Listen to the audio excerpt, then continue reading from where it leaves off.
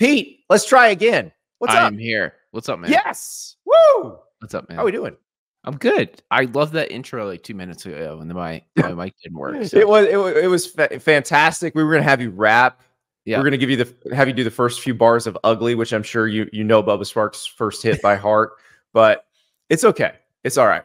We got to talk this portal because you and I talked about this before it opened. That it probably wasn't going to be massive supply. It turned into a really good seller's market. Yeah. If you were a D lineman or an O lineman with some Power 5 starting experience. Totally. And is that like Dominic Williams, those types of players? Are those the guys who truly won the spring transfer portal? Yeah, the defensive tackles won the spring transfer portal. And there's still a few out there who are completely like dominating the market at this point. But you look at it, right? Like Simeon Barrow, Derek Harmon, Dominic Williams are all big names that have come off the board. And then you look at who's left. There's the Kent State defensive tackle, CJ West. And then there's also, wrote about him real quick yesterday, the Wyoming nose tackle, Gavin Meyer, who's from Wisconsin. Has like, I believe like 69 career tackles as a grad transfer. And really for some of these programs who've missed on the Barrows and the Williams, I mean, he provides a pretty viable 1-year stopgap. If you need a guy to kind of just jump in and make an impact right away. Yeah, and that's what people are looking for. We'll talk to Billy Embody later because LSU's certainly still in that market where if you are a big body, they need some depth on the defensive line. And that's really what we're talking about now. I'm trying to think of the teams that came out maybe a little bit. Peyton Woodyard, who's an Alabama DB, jumped into the portal. He's going to go to Oregon. It seems like Oregon really kind of got everything they want. If we combine the winter portal and the spring portal, that they really did kind of address the needs they needed to address. I'd say Oregon's the biggest winner of the spring and winter window combined. And the reason why I would say that is because they knew they needed a quarterback. They got Dylan Gabriel, probably one of like the top 3 available in the winter. And then, I mean, Dan Lanning has continued to recruit at Oregon at a really high level. So when you pair probably one of the better portal classes with a roster filled with 4 and 5 stars, I mean, Oregon has so much depth heading into 2024. And I think that this season, as you and I have talked about so much already, is really going to show what roster construction is going to look like in the future because of the 12-team playoff and what it takes to make a run. Yeah, and I'm so curious about Oregon. We talked to Justin Hopkins last week because it felt like they've kind of been building to this. They probably had the best roster in the Pac-12 the last 2 seasons, did not win it. Now they go into the Big Ten where Ohio State's got the best roster. Let's be real about this. And then obviously Michigan's is very good. But Oregon does look like they can compete. And like you said, it is a good mixture. Like, like their offensive tackles. You've got Josh Connerly, who was Dan Lanning's first big out of high school recruiting win when he got hired. And then you've got a Johnny Cornelius, who's kind of the classic transfer portal story of he was at Rhode Island, blew up. Yep. Now he's played a season at Oregon. He's got that experience under his belt too, and he's clearly an NFL guy. So yeah, I can't wait to see what that roster looks like against the Ohio States and the Michigans. Yeah, no, it's going to be exciting. Other teams, so I think have done a really good job in the spring and winter combined would probably be Ohio State. I think Texas has done a really good job. Right, they got some quarterbacks and defensive tackles they needed, and also retooled the wide receiver room in the winter. I think Kalen DeBoer's done a really nice job of keeping that roster together. I know there's some really big pieces who left, but at the same time, they still have a pretty solid roster that is going to be able to compete in the fall. There's a few others too, but those are a few of the ones that kind of like jump to the top of my mind right away. Yeah, Ryan in the chat. So we had Peyton Woodyard for 1 spring. Yeah, there's a lot of that. There's a lot of that. I mean, guys who and I think it reminds me of Brew McCoy, who Tennessee fans are well aware of, the receiver at Tennessee now. But it reminds me of when he initially was going to go to Texas. He was committed to USC. Then he signed with Texas. He goes to Texas for spring. He's like, I'm going back home to LA, going to USC. Now you can do that and you don't have to sit out a year. Yeah. And we've seen, so Peyton he's a West Coast guy, right? And he's from Bellflower, yeah. Yeah, from California. Yep. So, he's headed back to the West Coast. You saw I'm blank Jason, and I'm going to butcher his last name, but he was at USC for the spring. Yeah. And he's from Florida, is coming back to play at Florida. So you've seen a few of those this spring too. Yeah, I mean, what history shows us is the portal is always a great time for guys who want to get closer to home. I mean, Brian Kelly did that in his first year at LSU. You look at his portal haul like 2 years ago, and it was a bunch of Louisiana natives. So I think that's one way to look at it. I guess the other thing too, Andy, that really pops out about this, was talking to someone about it yesterday, and I know we've talked about it before, but I want to bring it up again. Like, I think until we're going to talk about this later, but until we get into like the next era of college sports, we're definitely going to have a winter and spring window. And I think the spring window will continue to be this interesting time where maybe not the most talent jumps in, but you also have some surprises who have realized that they can leverage their market value in the spring much better than they can in the winter when there's a rush. Yeah, and I think it's like for the players who have smart advisors, and advisor can mean a lot of things in this day and age, but some of them have just pure agents, guys who also represent NFL players. Some of them still, have somebody from back home who helps, or maybe it's even one of their parents, or maybe it's their high school coach doing the helping. But I would say, like, if you are an all-conference group of 5 lineman, you should not enter the transfer portal in the winter. Like, no. You should wait. Not only should you not enter in the winter, you shouldn't even enter at the beginning of the spring. You should wait until kind of the middle of the spring and then pop in, and then it's just feeding frenzy. Like, you're going to get overpaid. I mean, last Monday, that would have been like perfect. Yeah. But on the flip side of that, like, if we're not advisors here, but I do want to say, like, if you're a starting quarterback looking for a new home, or like even if you're a backup trying to find a starting job, you got to go in the winter. Like, yes, like quarterback's a different animal. Yeah, like there's a lot of good backups in right now, but odds are they're all going to go land in other backup jobs because all those starting jobs are locked up. John in the chat says, Andy, after yesterday, I think we should refer to anything bad that happens this season as Mariah Carey ass. Pete, you probably missed most of me and Philip Duke's discussion of Dion. We had a commenter call Colorado's defense Mariah Carey ass. We can't figure out why that's bad, but that may be a new term. That was a great show, by the way. I did watch that. Yeah. Duke's, it was tremendous. Yeah. It was tremendous. But we're going to see what happens. I don't want to go to the Dion well too often, but I do feel like when there's stuff to be said, we can talk about it. But let's talk about Colorado, actually, because this is germane to this discussion, because Colorado's been very active in the transfer portal since Dion got there as the head coach. They were making changes. Dylan Edwards, the running back leaving, who went to Kansas State, I would say is probably the only guy they lost in this cycle that they really wanted to keep. But I'd have to agree with that. Yeah. Who'd they bring in who can actually help them right now? I like the addition of, I think they did a good job in the running back room. I really like the addition of Dallin Hayden, the Ohio State tailback. And then you also brought in Rashad Amos, who was at Miami of Ohio and rushed over 1,000 yards and was committed to Mississippi State before Colorado. Other guys who really jump out, I think the addition of Peyton Kirkland, the Texas offensive tackle, gives them another young lineman who has a lot of upside.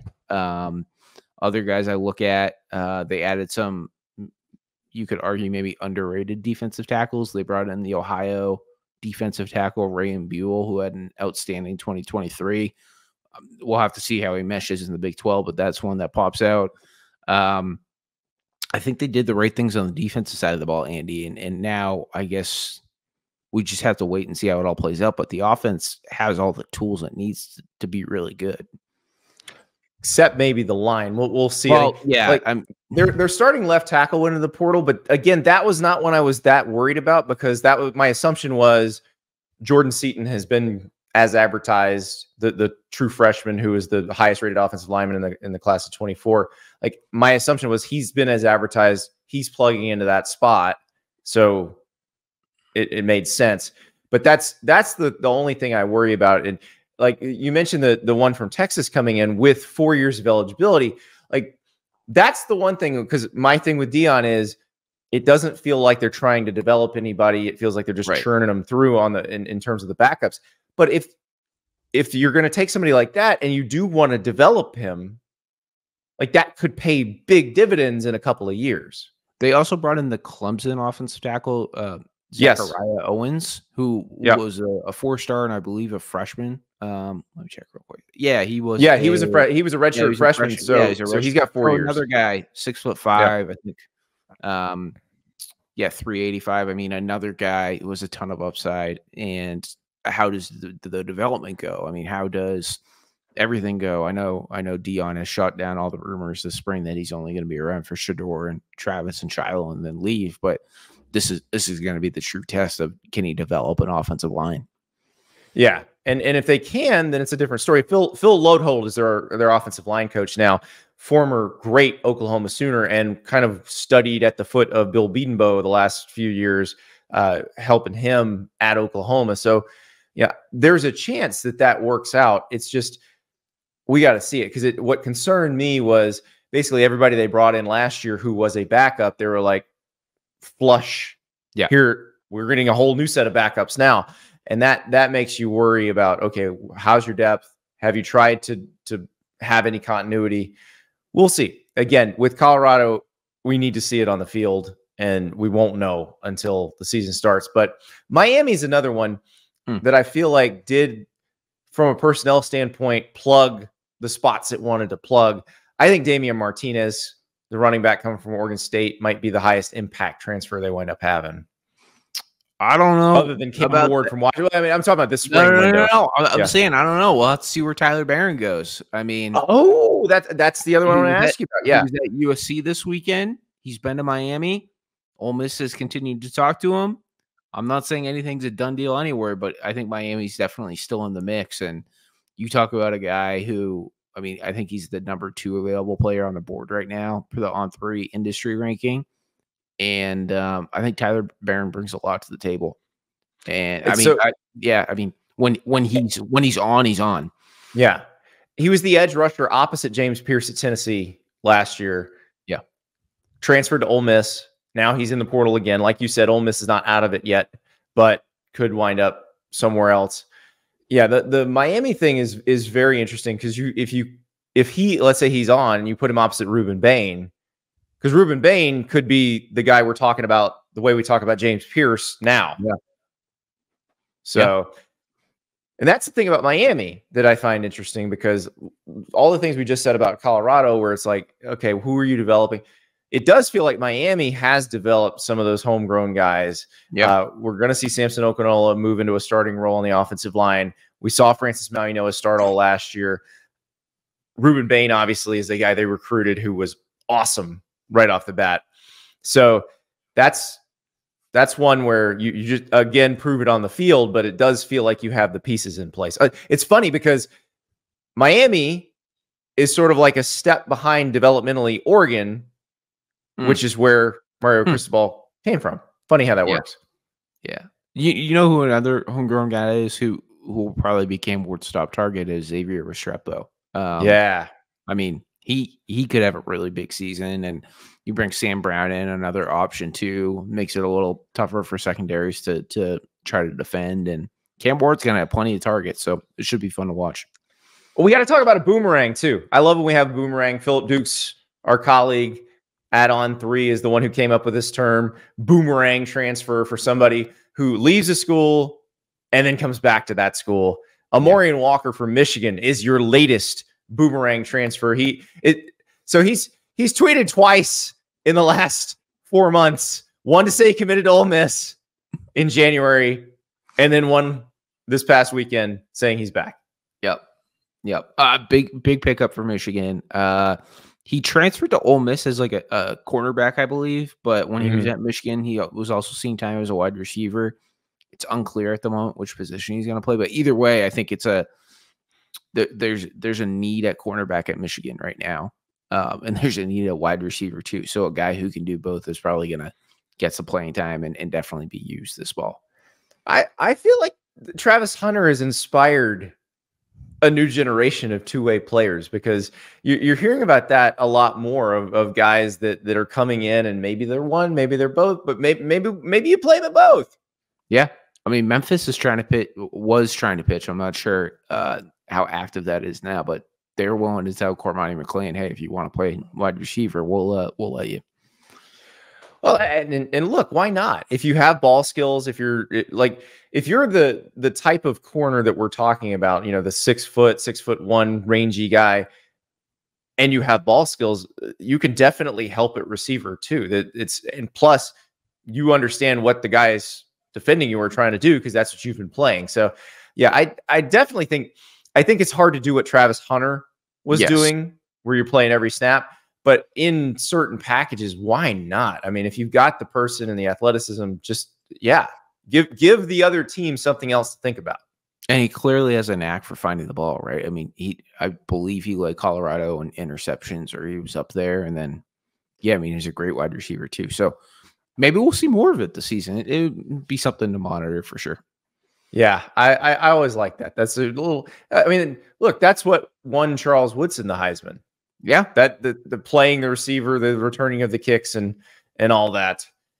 But it is going to be fun. We didn't see as much hand wringing over the Amorian Walker boomerang as we did over Caden Proctor. I did find that funny, Pete. Like, a lot of you'd see criticism of Caden Proctor going back to Alabama. I'm like, wait a second, aren't you the same people who said the grass isn't always greener? Should we be celebrating someone for realizing that? Yeah, I don't know. Like, everyone's like, oh, he shouldn't be able to. It's like, these are the rules. Caden Proctor's taking advantage of the rules. There's nothing wrong with that. At all. And, good for Caden Proctor for not dragging it out more almost. Like, he realized that. Yeah, it was kind of a no BS, like, okay, this didn't work, I'm going back. Yeah, it could have been a lot more dramatic.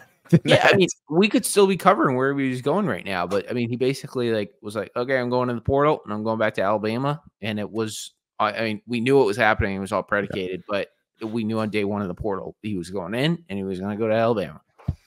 Well, Catherine in the chat, you underestimate the people's dislike of Alabama, Andy. That's spot on. If he had been going from South Carolina back to Iowa, back to South Carolina, we don't have that discussion. It's not, how dare you? It is, Catherine's right. It is more people going, oh crap, Alabama's got another good player again. Yeah, no, that's a good point, Catherine. One more transfer portal update, because the people demand it, before we move on to our next topic of conversation. What is the latest on General Axel Booty? All right, so here's is it the Booty Listish? Booty Listish, yes. Yeah, okay. Booty Listish. So I talked to, exchanged some texts with General Booty on Friday, and he did confirm that he's talked to Iowa. He's working on lining up some visits for this weekend, from my understanding.